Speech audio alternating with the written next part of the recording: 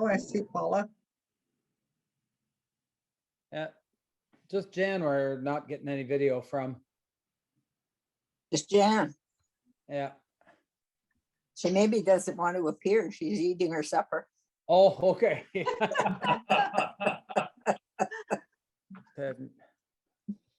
Diane Filipov is just coming in. Oh, good. Oh, I'm getting a internet interrupting signal, so I'll turn my picture off. okay. So it's 7 o'clock, so I'll begin and we'll just loop other people in if they come in along the way. So what I hope we can do this evening is kind of get a grasp on, you know, Brazil is a country just filled with contradictions. They have such incredible beauty. They are rich in natural resources. And they are some of the poorest people on the planet. And within the church, Anglican Church in Brazil, there was a quick comfort for me, which has been the same everywhere I've ever traveled, which was that no matter where I've gone, no matter whether I spoke the language or not, I could step into an Anglican church and I could know exactly what was going on. And that was certainly true of the church in Brazil as well. It was in Portuguese, and I landed on the ground with only a few words of rudimentary Portuguese at the time, and just had to pick up from what was going on around me. The other side of the church in Brazil, though, is that they really seem to look at ministry in a way that's vastly different from how we look at it in the global north. They have a tendency to not concern themselves very much with whether or not a ministry is viable. Their measuring stick is this ministry vital? And so if it is vital, they will find ways to make it happen. They plant churches at least 2 each year. And the whole diocese, which has an area of about half the size of the province of Ontario, is completely looked after by 1 bishop and 9 priests. And 7 of those 9 priests do not receive a salary of any sort. They work for free and support themselves with their work out in the secular world. So with that said, I'm going to move into some of my pictures and talking about my experience there. Maybe. There we are. So as you see here, you have this picture of my Brazilian visa right up until about an hour before I had to be at Pearson Airport for my flight. It was uncertain whether I was even going to get an opportunity to go to Brazil. Our country treats Brazilians so poorly in trying to come and visit Canada that Brazil, even on their website, said in reciprocation, causes every possible problem for Canadians looking for a visa to Brazil. 2 weeks out from when I was supposed to leave, I still hadn't received my visa. And so I called in and they said, well, you'll need a letter from the bishop there inviting you to come. He sent that right away, and I sent that to the Brazilian consulate. And then I heard nothing, and I waited and I waited. And 2 days before I was supposed to fly, I went directly to the consulate. The lady in front of me in line was getting the same problems I was, and she was told that there was no way she'd be able to take her flight because she was going to have to wait 2 weeks to get a visa. She said, but I have to go to a wedding, and she started to cry, and the man immediately changed his tune and tried to help her, and he got her a visa in time to fly. But I thought, I can't turn on the waterworks, but what am I going to do when I get up there? Well, he gave me the same story, And I thought of my father, who always said, never underestimate the power of a well-placed explosion. So I got a little angry with him, and he disappeared into the back, and he came back and he said, we might be able to do this for you. So I went home to Kitchener, and as I was pulling into my lane, I got a call from the Brazilian consulate saying that my passport no longer had the necessary 6 months left on it for me to get a visa. I thought when I applied, it had 6 months left on it. But he said, you'll have to come and pick up your visa, go to the passport office, and if you can get a new passport in time, then you'll be able to come back to us and we might be able to get you a visa. So the following morning, I flew to Toronto to the consulate, got my passport, took it to Passport Canada, and the fellow there said, well, this could be difficult. He said, get on the phone and call all of your sponsors for your passport and tell them definitely answer the phone when we call. 90 minutes later, I had a new Canadian passport, raced to the Brazilian consulate. The man there said, come back tomorrow at 2. And I said, well, I have to be inside of Pearson Airport by 3. And he said, don't worry, it'll be ready. At 2 o'clock exactly, I got my passport back with a 5-year Brazilian visa in it and could finally rest assured that I was actually going to get to Brazil. Now, getting to the city of Belém, which is the sea city of the Diocese of Amazonia, was not an easy thing at all. The flight went from Toronto to JFK in New York, to Miami International Airport, to Sao Paulo, and then finally to Belém, where the bishop met me at about 11 o'clock at night. The experience of landing in Belém was something else, because the bishop was flying through the city and he never ever stopped for red lights. He would just look both ways very quickly and fly on through.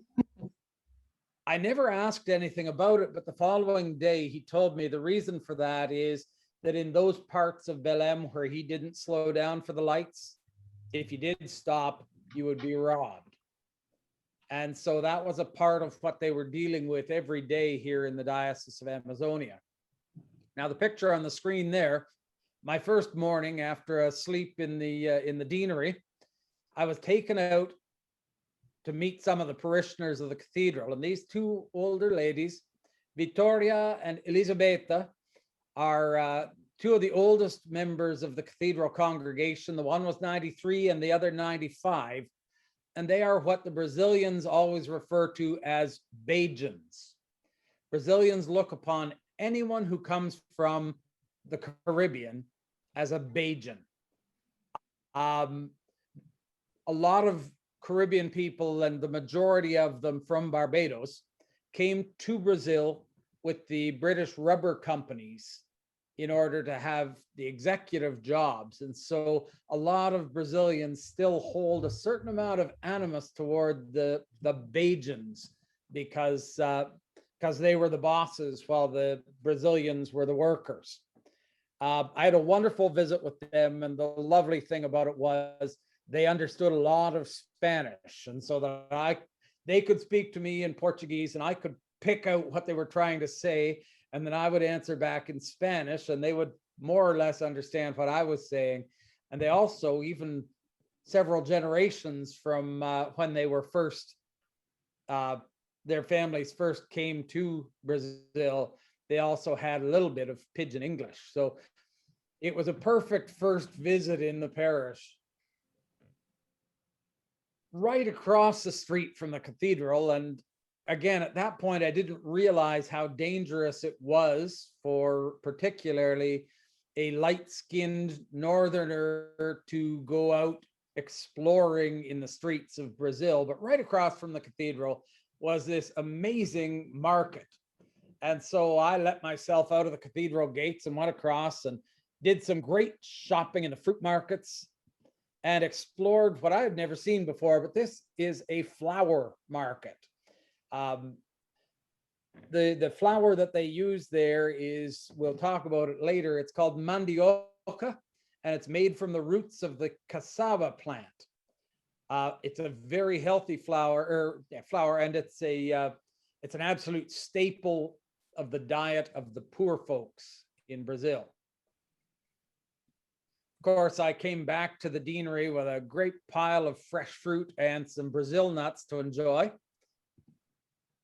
and then tried to explore the cathedral grounds a little bit. This is the Cathedral of St. Mary in Belém, Brazil. There is the high altar of the cathedral. Now, the cathedral would likely seat about the same number of people as St. Andrew's, Wellington. Now, later in that day, I was taken to the parish of Santíssima Trindade. And as I was talking about how ministries didn't have to be viable, they needed to be vital. Every parish there makes sure that they have a ministry that responds directly to the needs of their neighborhood. And Santíssima Trindade had a ministry of teaching for disadvantaged children. They noticed as they looked around their neighborhood, there were a lot of children that particularly came from poor families who were falling behind in school, who needed help with homework. And so this little church, which would likely only seat about 20 people, and the seating was on the white resin chairs that we put out on our patios. They didn't have any permanent seating so that they could move everything out of the way and turn that area into a classroom. Now, on the day I was there was to be a funeral in the church. And so a lot of the children who should have been showing up for help in their schoolwork didn't want to come because there was a dead body somewhere in the building. But Hernan, the head teacher, was not going to be put off by that. He went out into the streets and he gathered his little flock of children that needed help, and he brought them to the parish hall. This is Reverend Sergio. He is the priest of Santíssima Trindade, and he supports himself and pays for his ministry as an engineer in the city. The lady beside him is Mary White Roja, who is the niece of the two older ladies that I had met earlier in the day. And there's the classroom where the children are brought to get help with their homework. They also always get a nutritious lunch and usually a snack in the morning and one in the afternoon provided by the parish, because often they come from family situations. Oh, I've got to add somebody in here.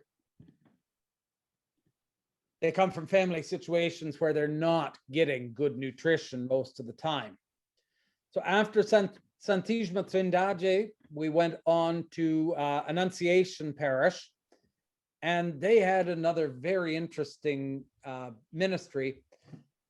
They found that there were a lot of tweens who they felt were very much at risk of getting into trouble with all the crime and other things that were going on around there. And you notice Annunciation is a storefront. They have nothing that resembles a church whatsoever.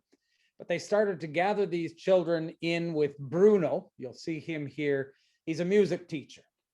And he taught them to play guitar and sing Brazilian folk music, A, because it got them in off the streets, and B, because it provided something that they would be able to earn money with.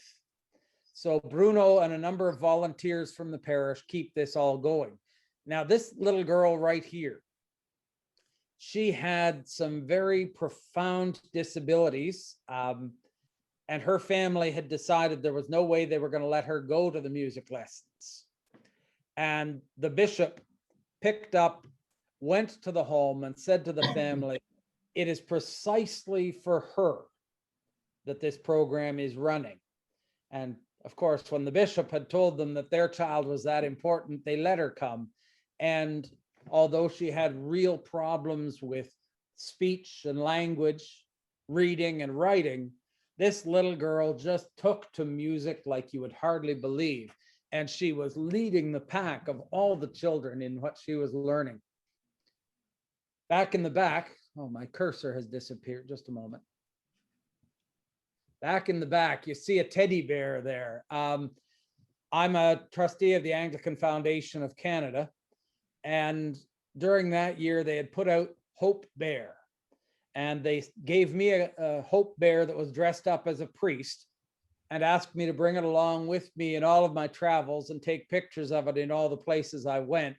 And these children really, really wanted to have Hope Bear in a picture with them. So then I was picked up by the bishop's wife and I was taken to the village of Terra Firme, which is actually a part of Belém. The name of the village is actually very, very much tongue in cheek. It is right in the marshes on the edges of the Amazon. And it's because the people who live there were far too poor to ever buy land to build a home on. And so they built these tiny little shacks in the marsh on stilts.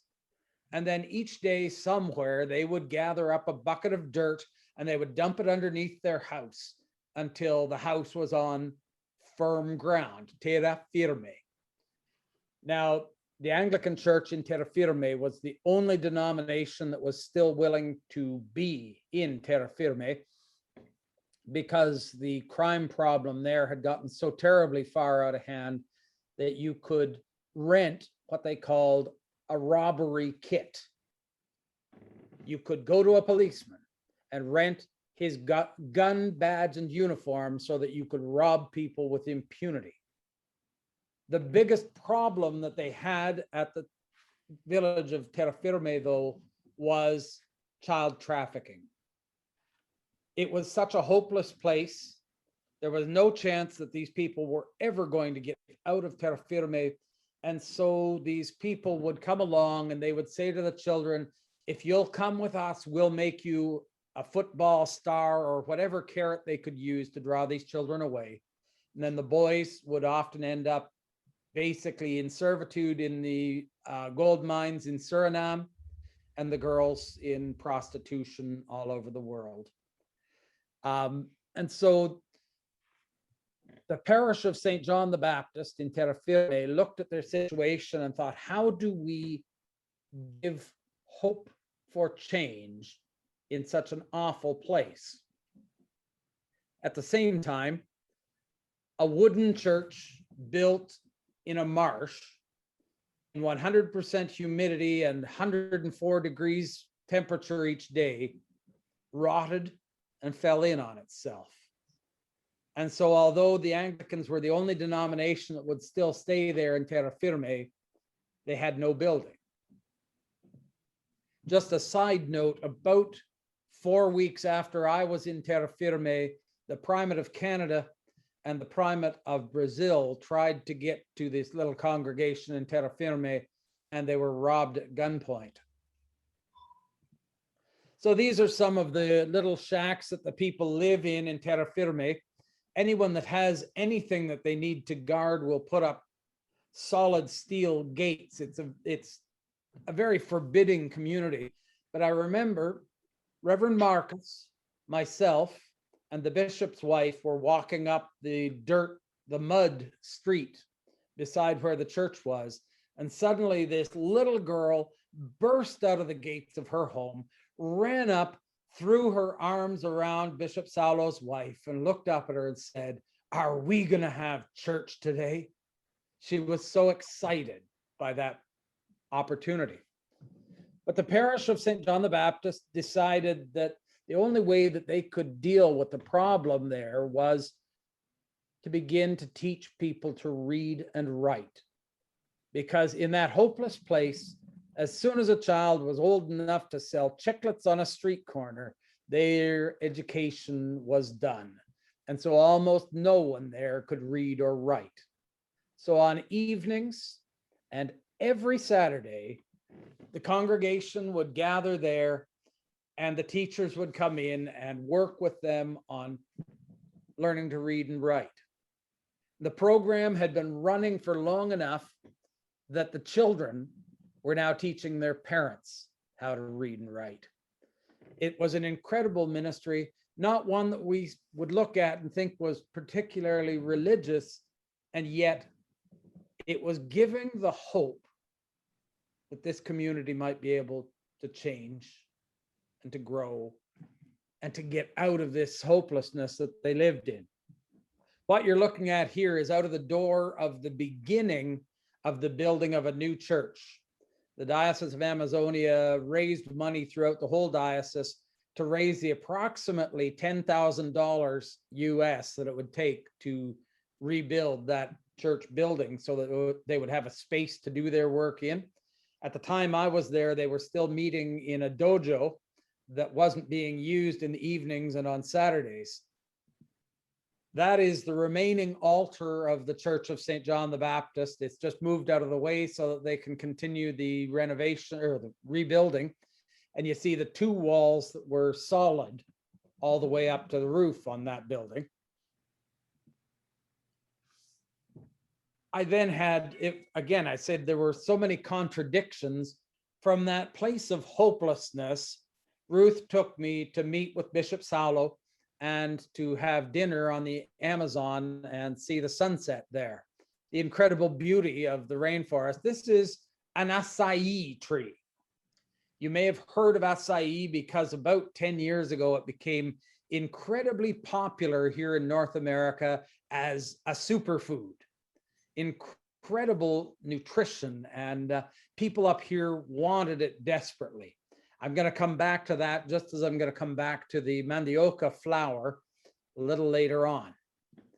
So there is the beautiful sunset over the mouth of the Amazon at the Pacific Ocean. Then we went out to this amazing restaurant called Tutanataya, which means everything in a tile. And they had a red terracotta roof tile and this beautiful seafood stew in it. I was so impressed because I love to cook and I love to eat. And I thought, I've got to take a picture of what they had there. And then we went back to the Cathedral of St. Mary. And the next morning we gathered in worship, where although I had basically 2 full days now in Brazil, I was going to be the preacher.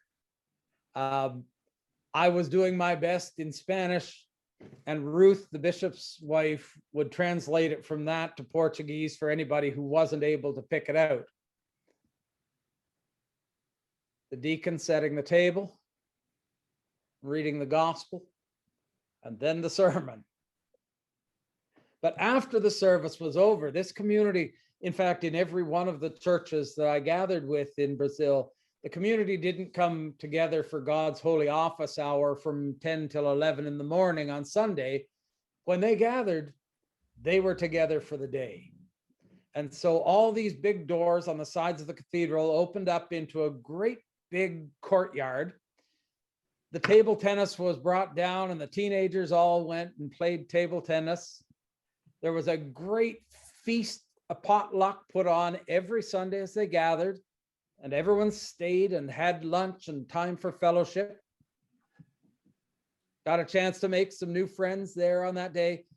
And the same musicians who provided the music for Sunday, the organ, of course, pipe organs don't stand up well in that horrible humidity, and it had rotted and fallen apart. And so they just had a group of musicians with traditional Brazilian instruments, and they just opened up those doors again and started to play traditional Brazilian dance music.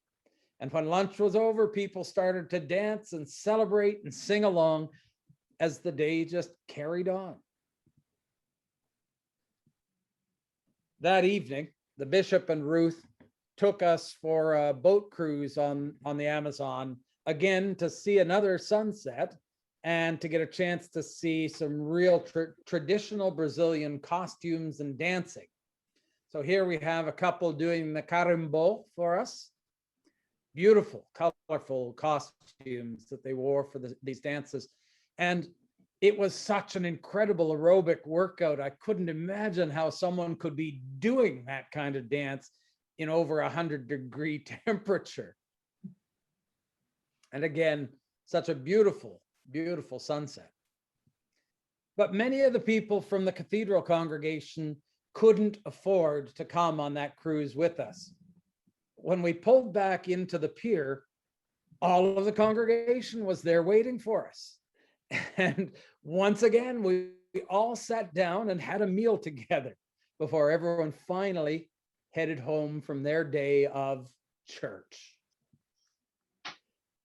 So the following day, they knew that I had a very, very big day ahead of me, heading up the river to Gurupa very soon. And so they took us to a river beach. I was amazed to see, I mean, the size of the Amazon is staggering. And it's filled with islands that are habitable. And at least near the ocean, it has tidal patterns that have created beaches just like you would find on any Caribbean island. And so we took a boat cruise across. The mission to seafarers came and picked us up, took us out to the boat to cross over to the island of Cotihuba. Here, my friend Reverend Marcos. Now, Marcos looks after San Lucas Parish, but Marcos supports himself. He's a well-known television personality in Belém. So he pays the bills that way and works as a priest in his off time. His wife, Lourdes, had insisted that he get a picture of me in my black clericals. My bishop back in Canada had said, I want you to wear clericals every day because, first of all, you represent the Diocese of Huron here. And secondly, violent criminals tend to leave priests alone. And so I arrived not even thinking about the temperatures I'd be dealing with a suitcase full of black clerical clothing. Marcus's wife thought it was the stupidest thing she had ever heard of, and she felt she had to have a picture to prove that I actually did that every day. So here's one of the islands we passed along the way, and you see a house here. There's no electrical feed to it. It's just a place where someone has found a space and they have squatted there. Here we stopped for lunch, and if you look very closely, he doesn't show up very well. There's a monkey that came over and was very, very curious, and he was eating half of my lunch. And there is the deacon from the cathedral, and she ended up with a parrot that came over and investigated her. The other thing you find very quickly is no one ever goes anywhere in the Amazon basin without having a hammock with them. Because at noon hour, the heat is so completely overwhelming, there's nothing you can do for it except just lay down and take a nap. No. So this is the taxi on the island of Cotihuba. In fact, it's the only vehicle on the island of Cotihuba. And so you get into the trailer behind, and it's an extremely rough road, but the tractor draws you down to where the river beach is and then takes you back to the boat at the end of the day. We had a beautiful day there. The water was so wonderfully warm. So after we left Cotihuba, I was taken to Parroquia de Platina, which is another music program. But before I did, of course, I'm running around in my black clerical clothes everywhere I go. This is Bishop Saulo and how he came to work every day. So at Platina, they had teenagers who were much more at risk than the children back at Church of the Annunciation. And these young people were also getting free music lessons, and they were also, through this program, getting opportunities to play music at different social events to make money. So again, a great way that they were making a change in the lives of the people of their community. And because they were completely focused on how do we serve our neighbors, these churches were all growing. All of them had young families and lots of life. And so after having got a taste of what the ministry in the Amazon looked like, the bishop took me out to where the road ends, and he put me onto a river boat that was going from Belém to Gurupa, which is an isolated fishing community about a 30-hour boat ride up the Amazon. Before I left, all the people of the cathedral gathered around, first of all, to pray for me and the ministry I was going to undertake there at Gurupa, but also they all brought bags of food and children's clothing.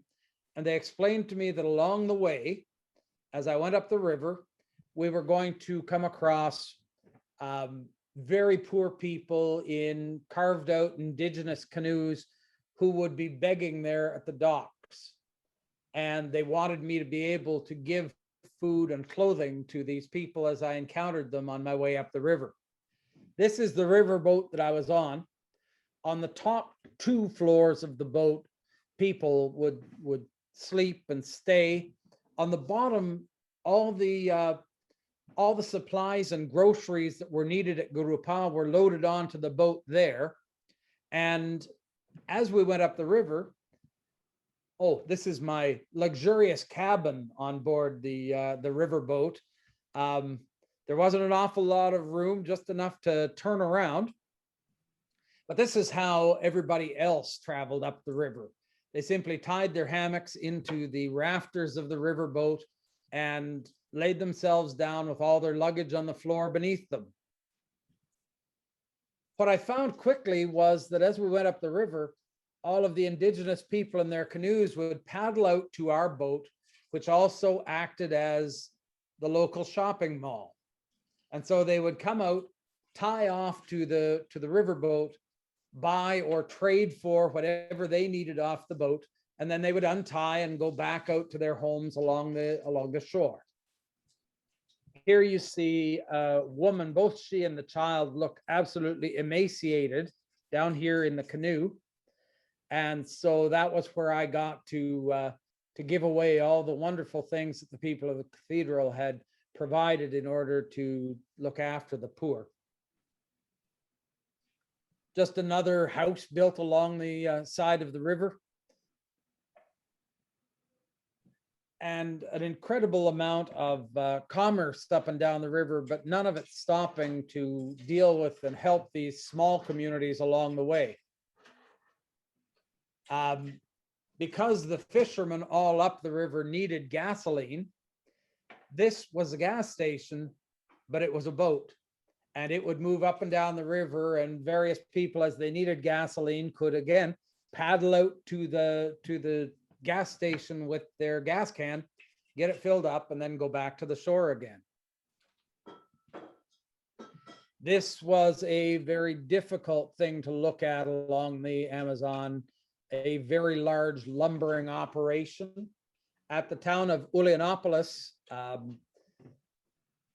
we got to see basically desert which had once been rainforest. The lumbering companies will completely bulldoze 25 acres of trees if they can find one mahogany tree on it. They will destroy 25 acres. The land is very fertile for about 5 years after that destruction, and then it dries out and turns into an absolute dust bowl because the ecosystem of the rainforest has been destroyed. And so every time I saw one of those big lumber operations, it was a heartbreak.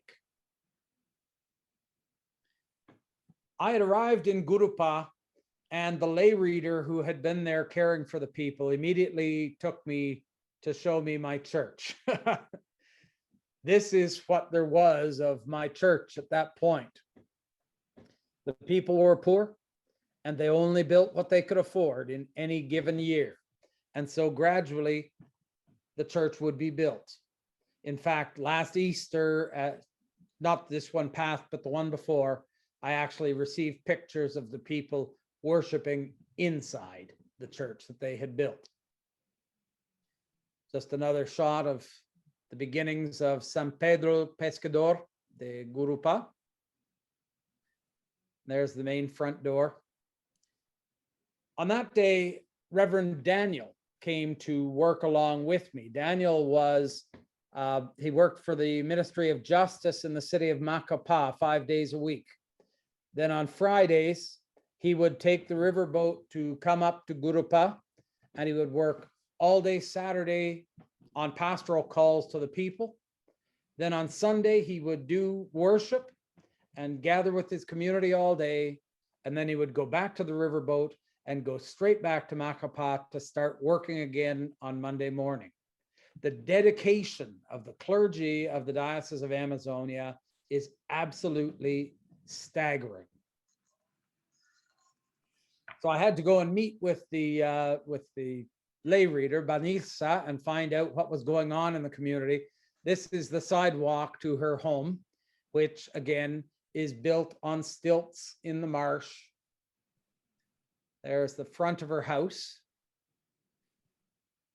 And that is, again, a big branch of acai. Her husband, Jean Paulo, was showing me how the acai is harvested. And that meant, even though it's a very, very spindly tree, he would climb up that thing. I've never seen anyone able to climb a tree quite like that before. And he would chop off the branches that held all the acai berries, bring them down. Then he had to remove them all from the branch. And then they were put through a press that made a very thick and extremely potent juice. That juice, if I had one glass at any point in the day, I wasn't going to sleep at all that night. Of course, he had to show me the cocoa beans that grew on his property, and he split one open so I could get a good look inside. And then it was time for lunch. And this, out in the marsh, was the family, for lack of a better word, stove. They would just start a charcoal ember fire out on the pier, and once they had some good hot embers, they would put this little grill on top and cook their fish, whatever they had managed to catch that day. I was invited to have lunch with them, and was a little surprised when they insisted that, well, they had set only one spot at the table.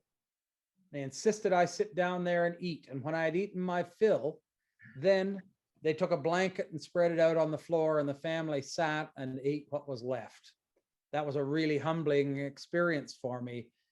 When I asked them why I didn't eat on the floor with them, they said, well, you're Canadian. We know you don't eat on the floor. So those are the traditional instruments that are used in the worship for the congregation of St. Peter the Fisherman in Gurupa. Then I went to the fish market, and I have to tell you, some of the ugliest fish you're ever going to see come out of the Amazon River. That one is called the Dorado fish. It's the one that's most highly sought after because, first of all, it's absolutely delicious. And secondly, they're very large. If you catch a couple Dorado in a day, it means you'll make enough money that your family is going to eat well that day. Just a look from a park out onto the Amazon here. And Kathy Dooley, who I know is watching along here, will recognize why this was one of my favorite places in town. My favorite kind of restaurant coming out of my days in Gurupa is a churrascaria, which is a very traditional Brazilian barbecue, which is a stone oven, and all the different types of food are put into that stone oven at different heights so that they all finish at the same time. And it's kind of a buffet style where you get whatever you'd like and as much of it as you'd like. But at the very top, and this was my favorite part, they would barbecue pineapple with cinnamon on it. The reason they did that was because the juice from the pineapple would drip down and tenderize all the other meats as it did. But for me, that dessert of barbecued pineapple has always been a favorite ever since. So here we had a breakdown at the little hotel I stayed in, and there was no air conditioning, and I did not sleep at all. And so Vanessa came and gathered me at the time of the siesta that day. She brought me back to her house, and she had obviously borrowed fans from several neighbors, which she pointed from every direction at me and insisted that I lay down in this hammock and have a good nap. Now, this is another interesting food item there. Now, you, of course, recognize all the onions, but growing around the onions is an herb called jambu. And they use jambu in all kinds of things, including in their local liquor. And jambu, if the leaf touches your tongue immediately falls asleep.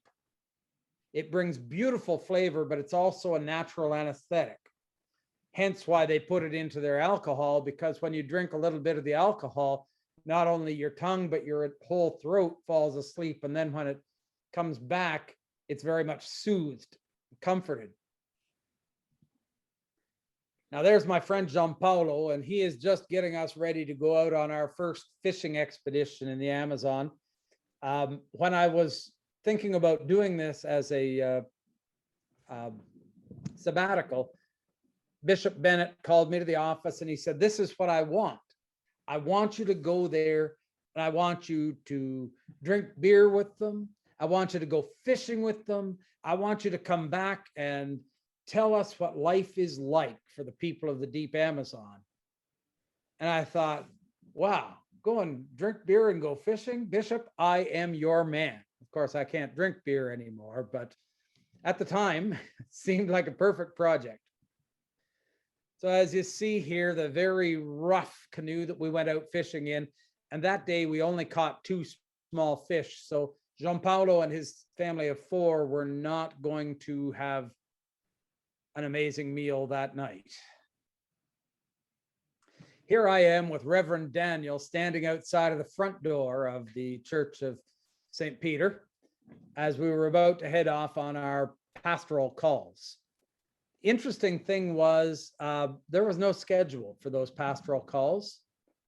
Much like the Anglican Church of 60 years ago, Daniel and I just went out and we walked in the streets of Gurupa, and anywhere that we were invited in, we went in and we sat down and we had a cup of tea and we talked, and we had a little bit of a dog and pony show where he would say prayers with the people because his vocabulary was, of course, flawless.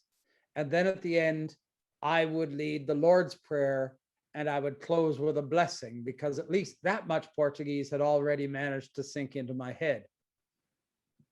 So here's one of the families we went to see. The father isn't in the picture because he was actually over at the Church of St. Peter continuing the building. This is Banilsa, the lay reader of the parish, along with Reverend Daniel. Another family that invited us in. There was another girl in that family who was very, very pregnant, likely to have the baby within a few days. And so one of the things they wanted most was for Daniel and I to pray over her and to bless her, because in that very isolated community, if there were any problems during childbirth, they were far too distant from any real medical assistance to get beyond the problem. This is the Roman Catholic Church in Gurupa. It, for the most part, sits empty because the priest for the Roman Catholic Church at Gurupa also is the priest for 75 islands in the Amazon River. And so he's more of a circuit rider, dropping in on Gurupa when he can. Sometimes it's more than a year from one visit to the next. Along the way, because he was a very, very conservative Roman Catholic priest of the Portuguese style, along the way, while he was away, couples would get together and move in together. Babies would be born. And when he came home, he just began excommunicating those who were living together, or those who had children out of wedlock, or any of those children that were born outside of wedlock. They were simply all excommunicated. And so most of the community of Gurupa was unable to receive the sacrament. When the bishop and I arrived, on the first gathering we had together, we baptized 75 and confirmed over 100. And one of the most moving moments was when an 18-year-old boy who had just been baptized and confirmed came up to receive the sacrament for the first time in his life. Behind him was his mother, who was going to receive the sacrament for the first time in the 18 years that boy had been alive. And there were tears streaming down her cheek that she was being given the opportunity to participate in the sacrament once again. That is the basic story behind the establishment of the Church of St. Peter the Fisherman. So here we are getting ready for the Sunday worship. They've set the altar, and actually the altar is set with what I can only say were throwaway linens and hangings from my church in Kitchener, because they packed up a whole bunch of things that we didn't use that were tucked away in drawers. And I filled a whole suitcase with that and came to the Amazon to give those things in a place where they would actually be used and needed. Here's one of the carters. Of course, I said the boat comes into Gurupal laden with all of the supplies that are needed there. And about 6 men with these 2-wheel wooden carts would load up time and time again all day. Oh, we have somebody trying to join us. Just a moment. There we are. And they would carry those things from the pier to all the stores and the people who needed them. Oh, that didn't work. One day, my friend John Paulo came and told me we were going fishing, but more than just fishing. And as we went up the river, we passed all the great fishing spots that we had had great luck in before. And then we turned down a side tributary, and I thought, oh, we're gonna fish in these little rivers. But we didn't stop. We just kept going up these rivers until finally we came upon a beach that had a whole bunch of other indigenous canoes beached. We were at the village of Maria Riviera, Maria of the River, and the home of a community of Quilombola people. The Quilombola had been indigenous people of Brazil. They were often captured and put into slavery until Portugal finally outlawed slavery. And when they were set free, they were so disenchanted with the culture that had enslaved them that they left and went off into the deep rainforest, and they live in small communities, very isolated from the world around them. And so this was just an amazing opportunity to be able to meet and interact with the indigenous people of the rainforest, the Quilombola. Here is as we're coming up to where the beached canoes were, and then we're going to cut straight into the rainforest in order to see the village of Maria Riviera. Along the way, walking through the rainforest, and you have to understand, I love beautiful flowers. And so as I would see these gorgeous plants flowering along the way, I would always have to stop and get pictures. So I'm just going to flash you through some of the gorgeous vegetation of the rainforest.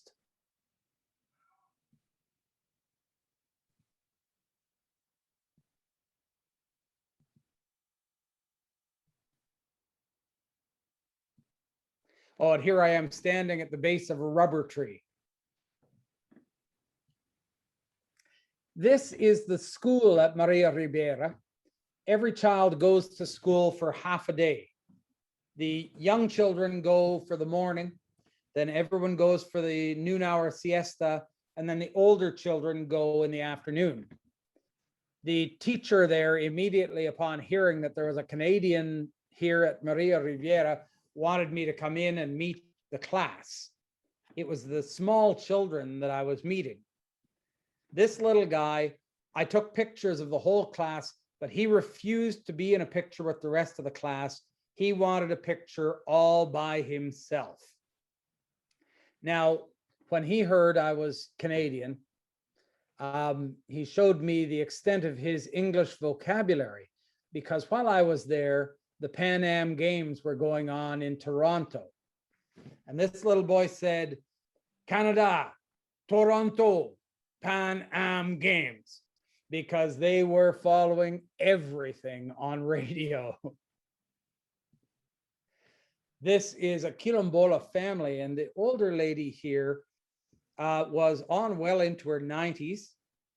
And what she said to me when I arrived was, whenever people come dressed like you, they tell us that all of our customs and ways are wrong.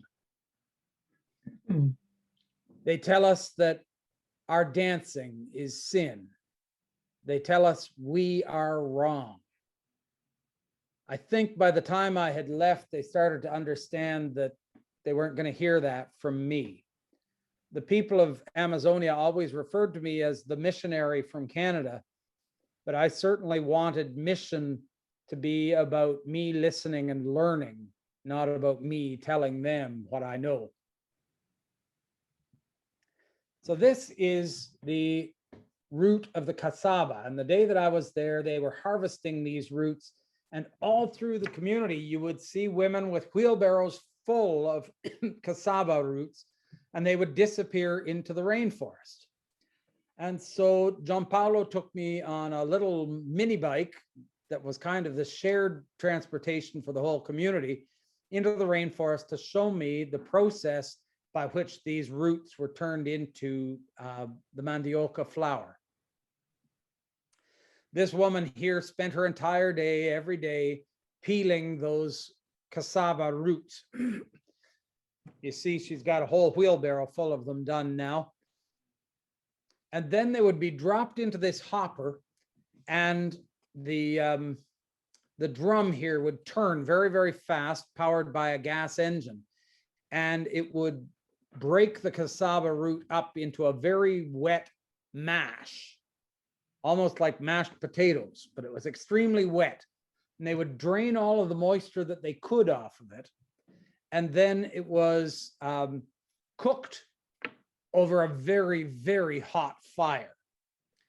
Now you can imagine that inside of even a very rough shack in 104-degree weather, a very large, very hot fire made things just beyond belief inside of there. And here is a little baby who just couldn't take it anymore. So they stripped him down naked and put him in the hammock for his afternoon nap. And this is the whole power supply for the village of Maria Riviera. The engine, when it's running, can offer a simple, low amount of hydro to the community. This little girl was the school teacher's daughter who prepared a beautiful meal of fish for me on that day and was smiling so happy that I was going to take her picture and take it back to Canada with me. Another child that just absolutely captured my heart along the way. And this is a Quilombola family. They were, well, he was very good in English and was able to explain a lot of things to me along the way.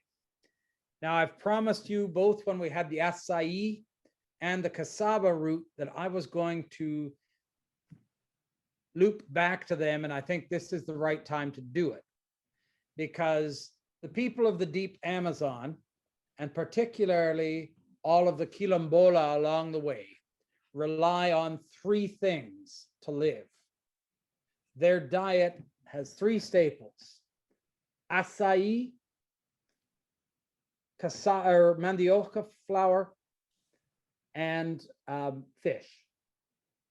What happened about 10 years ago when we Northerners took hold of acai as the superfood and everyone wanted it, the price of 1 liter of acai juice went up from 3 ryu a liter to 300 ryu a liter, so that the actual people of the Amazon could no longer afford to have that in their diet. If that weren't enough, landowners who had cassava growing on their land quickly started to tear up the cassava to plant more acai to sell to the North American market. And finally, the big European trawling boats were coming deeper and deeper up the Amazon. And when they dropped their net, unlike my friends in the fishing village at Gurupá, they didn't throw anything back. They took everything. Here in this Quilombola village, they understood that they took from the river. They took fish regularly from the river. And so all around the community, they had built what they called crianças, which just means babies, but they were hatching ponds. They were constantly stewarding the fish resource to replace anything that they took from the river. Unfortunately, those European boats did not show the same sort of respect at all. And so the people of the deep Amazon were suffering terribly because they were losing the staples of their diet. On the way back, that was when John Paulo and I had our great fishing adventure. On that day, we tried and tried and tried to catch fish, doing it the way that that John Paulo had taught me, which he would go out into the river, and then I would slowly paddle in towards shore, and he would set the net, and then we'd go along and see what we had in it. But on that day, we caught absolutely nothing. And so finally, as I was thinking about the story of Jesus and throw your net over the other side of the boat, John Paulo said, we're going to have to do something different. And so he went out to where we had started before, but instead of going in toward the shore, he was going out into the middle where the current was stronger. And he said, you're going to have to work harder in order to do this. And so I really fought with the paddle in order to get us on a straight line out into the river. It was hard work and I was drenched in sweat. But when we pulled in the net that time, cast on the other side of the boat, it was absolutely filled with big fish. And John Paulo not only was going to feed his family well, but he was going to have the money to do so for several days afterwards as well. And it got me thinking about our position in the church in North America of, we keep trying to do things the same way we always have done, and we aren't seeing an awful lot of growth. And maybe it's time that we reconsider what we're doing, change and cast the net on the opposite side of the boat. So as I was thinking about that, we headed back into town. And all of those thoughts were ruminating in my mind because John Paulo wasn't much of a conversationalist. And as we got to shore, and I'm thinking what a scary but exciting opportunity it is to maybe embrace change. I'm getting out of the boat at the pier and I look down, and on every one of the boats, when it was blessed, the fisherman who had built that boat would paint a scripture sentence on it. And on this boat that we took out into the river that day, the words that were painted on it were, if God is with us, who can stand against us? It kind of did a lot to allay my fears about change and casting the net in different ways. So this was the day I left Gurupá, a little shaggy because there was nobody there that could cut hair. And I went back to Macapá, where Daniel worked for the Ministry of Justice. And he met me there just to give me a quick tour of Mitad del Mundo, which means the middle of the earth. And here I am standing with one foot in the northern hemisphere and one in the southern. And here, standing inside of the Fortaleza de Macapá, the Portuguese fort, they had one on either side of the river in order to stop the Spaniards from trying to come in and capture any of the inland portion of the country. Oh, someone new trying to join us.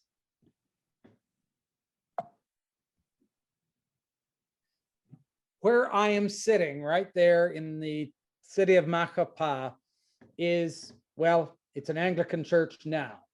That was where they were going to do their next church plant. It was already considered a preaching point, and Father Daniel, on one of the weekdays, would go down to this flat spot by the water, and he would do a service and preach to the people right out there in the streets, which I have to say, when I was at Guru Pa, we were still having to meet inside of people's houses because there was no church. And it was the most amazing thing to have the house jam-packed with people for church, and to see all manner of people with their heads stuck in all the doors and windows to be able to hear. And when I gave communion, I had to give it to everyone inside, then everyone at the windows, and then I was directed by Daniel. I had to go out into the street because there were still so many people outside who couldn't get in, but who still wanted to be able to participate in the worship. Certainly a much different experience than we usually have on the average Sunday here in Canada. Now, Macapa was a little bit of a difficult place like Belém. It had a bit of a crime problem, as you can see from the police car here that has been lifted and left on blocks as they stole the wheels. So when I got back to Belém after my time up the river, they threw a great big diocesan party, and all 6 of the parishes in the city of Belém sent people in to celebrate the time that I had spent with them. Because most of them couldn't speak English at all, they had these signs, which on one side would say in Portuguese what the sentiment was that the person wanted to express, but it would say in English on the other side. And so they could find ways to speak to us before we left. Here are some of the people gathered there at the party. Bishop Saulo, and he's just getting ready to bless everybody as they're ready to go home. And here is the dean, Claudia. Oh, geez. Claudio, and the bishop's wife, Ruth. Ruth is actually an English woman who was sent by the Society for the Propagation of the Gospel to work in Belém, and that was where she met Saulo and eventually married him. And this is the black ring. You'll sometimes see me wearing mine. Unfortunately, right now it's packed up in some of my stuff that's at my sister's house, so I can't wear it. And I want to tell you the story of the black ring and the story of where mine came from as kind of a closing anecdote on the ministry of the church in Brazil and of life there in the Diocese of Amazonia. The black ring is made out of a wood called tucumán. It is a spindly little tree that's hardly good for anything. And so often it's cut down and thrown aside. It has this beautiful black color though. And so the poor have taken to a habit of cutting it up and carving it into ornate black wooden rings. They give those rings as a marker to people that they experience as willing to help the poor.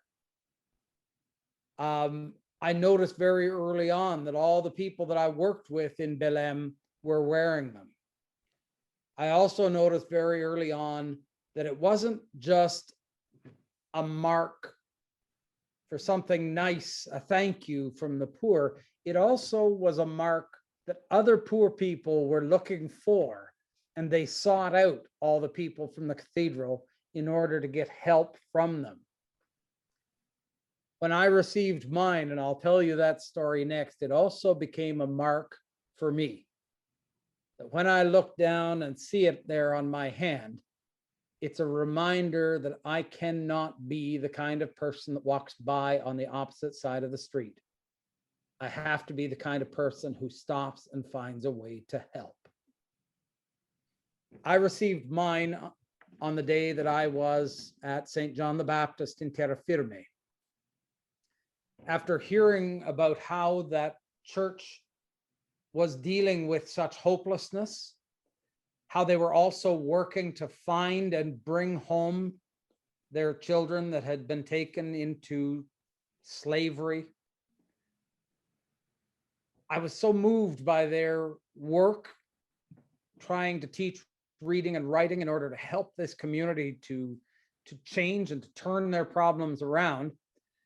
My congregation in Kitchener had given me about $1,000 and said, when you see something that you really think we would want to support, we want you to give it to them. After I left Terra Firme, I gave all of that money to Bishop Saulo's wife, and I said, I want to make sure that that ministry at Terra Firme continues to carry on. In fact, I send about an equal amount to Terra Firme every year since. It buys new books. It helps them to be able to continue the work that is changing a troubled community. The next day I was at the cathedral and a man came up to the gate and Ruth went out to speak to him.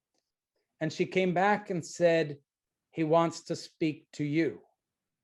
And that was when he gave me my black ring. When I came home with several hundred of those black rings that I had gotten from a fellow in the city of Belém. And you may have heard about it in the diocese when I was the dean. Each year we had a gathering where we brought together people who were heavily involved in helping ministries throughout the diocese so that I could give them a black ring as well. And hopefully if I can find them in my stuff at my sister's house before I finish up my ministry at St. Andrews and St. Philip's, I hope to be able to give some of those rings out to people who are also engaged in ministries that are helping to change the community. I think that's the end of my show. Honestly, folks, I could go on for hours and hours and hours. I have said many times over, I learned far more in 3 months working among the very poorest of people in the Amazon.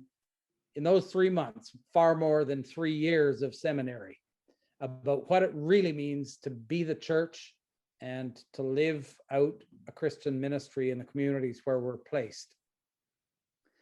I believe that one of the greatest reasons why the church in the Amazon was growing and was filled with young people is that so many in this generation don't want to do ministry by simply throwing money over the wall at a problem.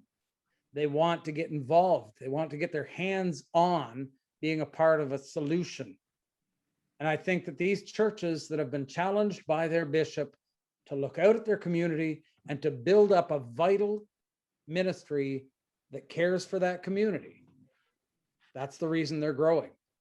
And so in all of my ministry, I try to challenge congregations to look around you. Who lives in your community? What are the needs of your community? And how can we, as the hands and feet of Christ in the world today, how can we address them and change that world to be more like the way that God would have it be? Thank you so much for coming and being a part of this. I just wanted to mention at the end that this comes from the brainchild of Art Hewer, who had the Dine and Learn, which was a great opportunity for the parish to get together and to not only have fellowship, but to learn something new. And so I'm so pleased to be able to, as we begin to be able to get back together, to be able to lead one of these Dine and Learn, although we had to call it Dine Then Learn in our situation now. God bless you all. Thank you. Does anyone have any questions? Remember to unmute if you're going to ask a question. I have several questions, but what I could start with the Portuguese. You didn't know much Portuguese. No. I know you speak Spanish. So how did that work out? Well, by the time I had been a couple weeks in Gurupa, I had picked up an awful lot of Portuguese. And by the time I left on the last Sunday, I preached again in the cathedral and I didn't need a translator at all. So immersion is an incredibly good tool for learning a language. Yeah. Okay. I'm sure I And how- tripped up several times in that sermon, but it was still all in Portuguese. So the 3 months that you spent there, how did that change you for good, like permanent change? I think it really changed my idea of what mission looks like. That mission isn't somewhere on far off shores. Mission is, it meets us the moment we step out of the church doors. And the more we can take hold on that reality, the better our chance of not only surviving, but thriving. Yeah. What year did you spend there? But when, how long ago was it? Boy, I came to the cathedral in 2016. So I was in Brazil in the summer of 2015.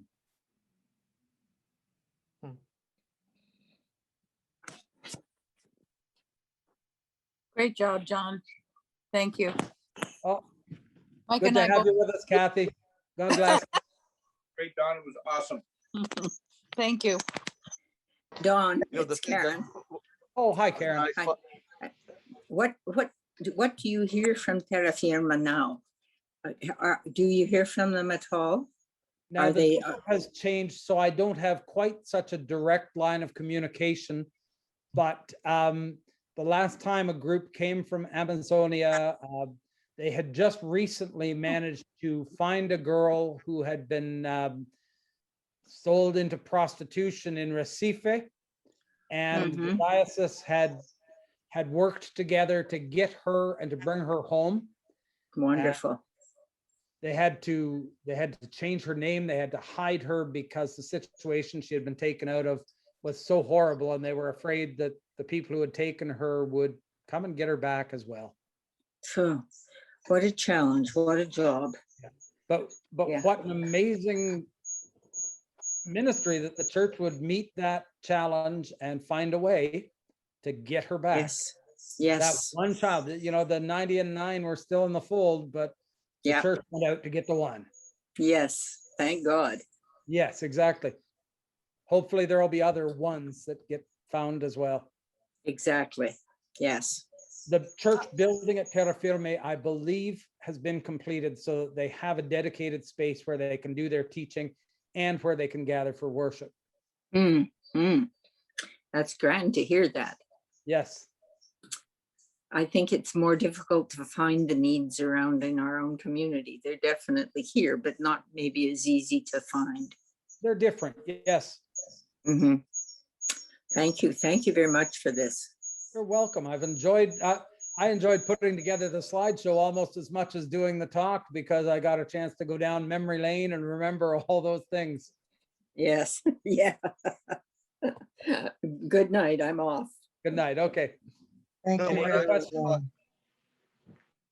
I'm leaving. Go ahead. Sarah. Go ahead, Alfie. You have a question, Alfie? Oh, or Joseph?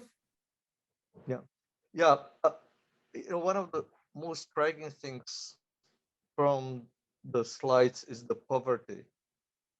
Yes. I mean, we have no idea. It's like a different world. Uh, it looked to me like a survival game day after day.